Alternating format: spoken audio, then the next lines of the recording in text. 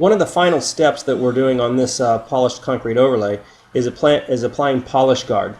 We're using a paint pad, a microfiber paint pad, to get into the tight areas along the wall, which is immediately followed up with a larger walk-behind microfiber pad.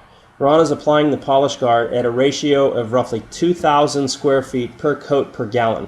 This is one of the biggest problems I see, unfortunately, at the last phase, which is one of the most crucial and most critical phases, is the over-application of these guard-type products.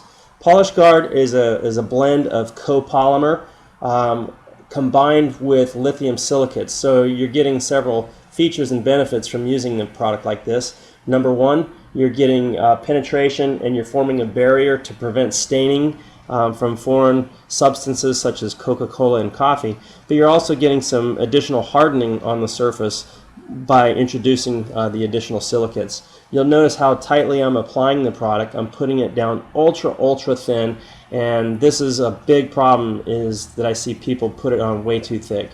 Remember, this product needs to go down at 2,000 square feet per coat per gallon.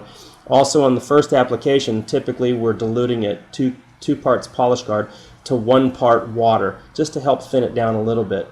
Now, we're coming back with a 3,000 grit Phoenix pad, and look what happens. On the right hand side, you'll notice the reflection from the light versus the left hand side. On the right, fuzzy, not clear at all, but yet when you look at the left, you see total clarity.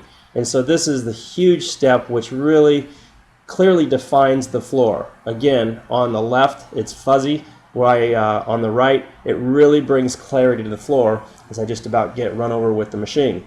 Notice the light reflectivity, which is one of the biggest selling features on these floors, is the light reflectivity and the reflections that you get.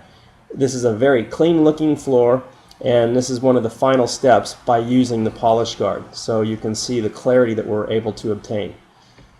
Usually the polish guard sits on the surface for roughly 1 hour to an hour and a half before we hit it with the 3,000 grit Phoenix pads.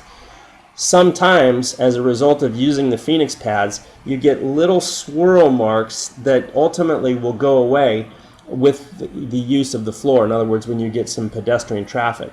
However, as a last step, what you can do is you can use what we call a propane speed burnisher.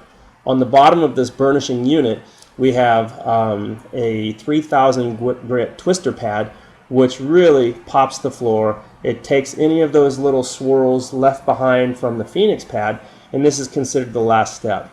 So remember, if you're trying to create a beautiful floor like this, don't forget the application of the polish guard, followed by the Phoenix pad, ultimately followed up by the twister pad. Thanks, and we'll see you on the next video.